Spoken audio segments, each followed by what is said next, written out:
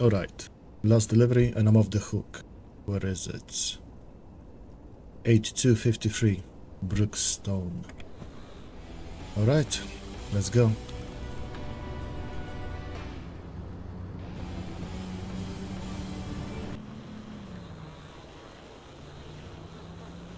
Hey, what's wrong with the radio? Piece of junk.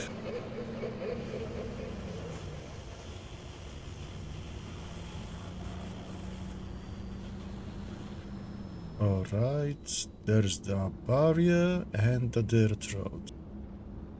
Yeah, at least the map was correct. But oh boy, this is something weird that's happening.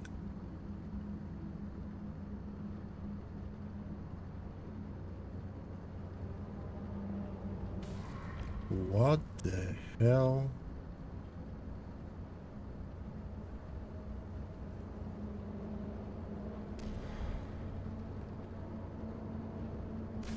Okay, calm down. This is your last job and that's it.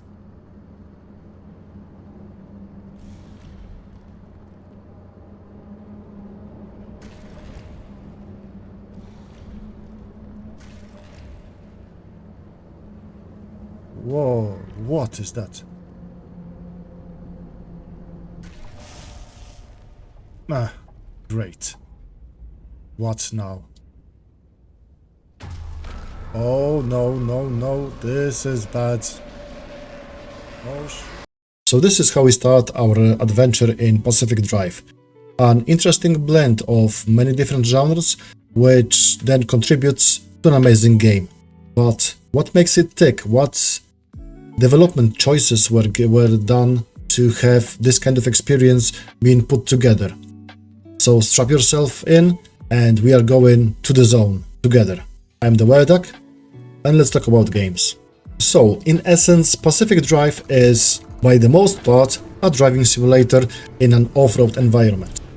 But with the sprinkle of many different inspirations and kinds of games, we are able to have a quite unique experience.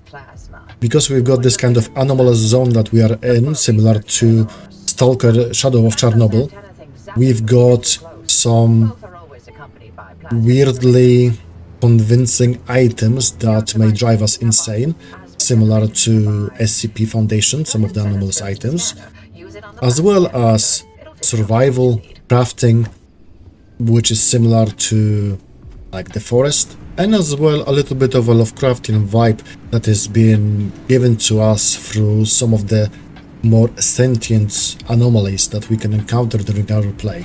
So let's start from the main menu when we can choose our difficulty rating for our experience. This is a very interesting approach because we've got many options that allows us to tailor the experience according to our needs. From the original experience through something more leisure that we can actually just explore the story and don't worry about many of the stuff, to some of the most hardcore things that we can see. So the most difficult run would be the Iron Wagon, where it's like an Iron Man challenge, where everything is cranked up to 11, and if you die, your save is being deleted. So this is just for the people who have nerves of steel.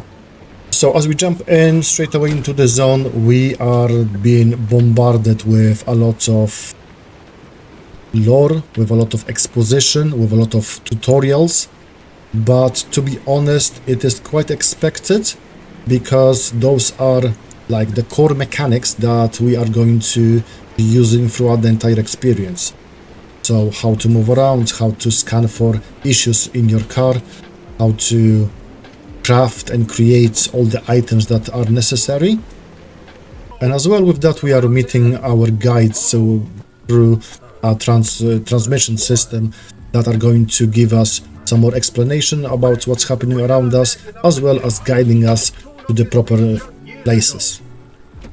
So our main base of operation is going to be an old garage where we can fix our car and to craft more advanced things, unlock blueprints for us to be able to make our car into the fortress it deserves. And as well, in the garage, we've got our only companion and our saving grace if anything goes wrong, which is the dumpster. A friendly one. So why is it different than any other container found in most of the games, or in this game as well? Basically, whenever you interact with it, doesn't matter if your run was good or if it was bad, it's going to give you some interesting and useful items, starting from crafting materials and finishing on fixing putty and other kits that you may use to fix your car, including some tools which are going to be of pristine quality, so you're going to have the most usage out of it. And now let's focus on the main character, the car. Because if you think that the player's character is going to be the main person in the story, you're wrong.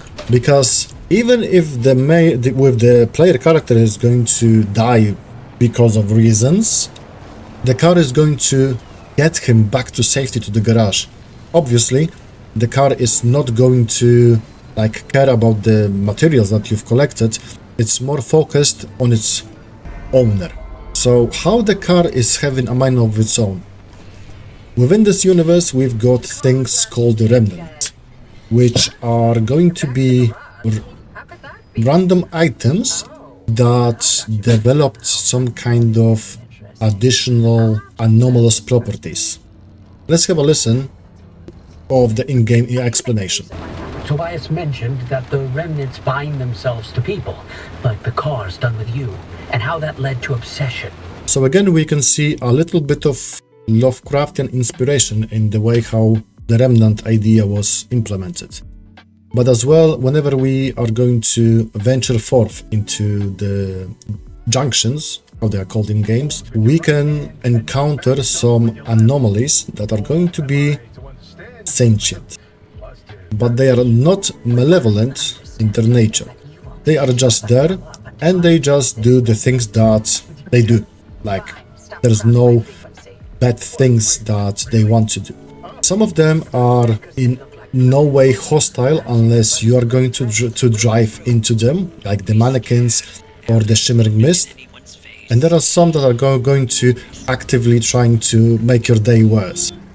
So like the broken bunnies or the abductors, which are going to mess up your car or try to pull it away to danger.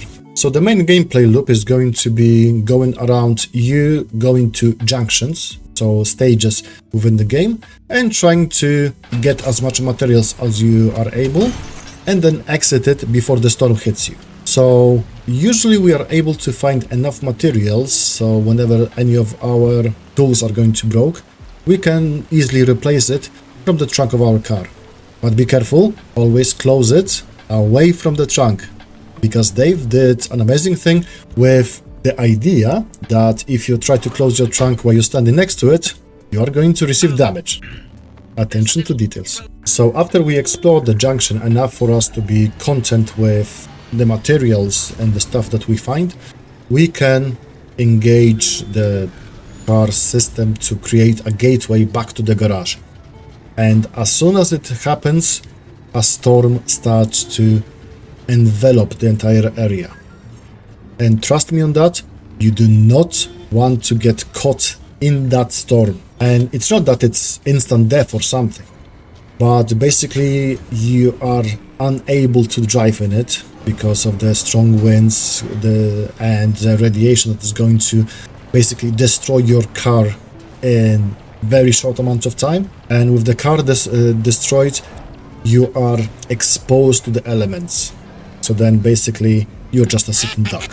And lastly, despite of all the tutorials and all the items that you may encounter during your play, there is a very well documented and comprehensive logbook where you can always go back to read some more lore about it and to learn more stuff as what's happening in Pacific Drive. So to sum up, I think that the developers created an amazing experience with the blend of so many different ideas, topics and game genres that it can captivate a person for quite some time, especially with the possibilities for replayability, because each junction is going to be randomly generated each time that you're going to get into it.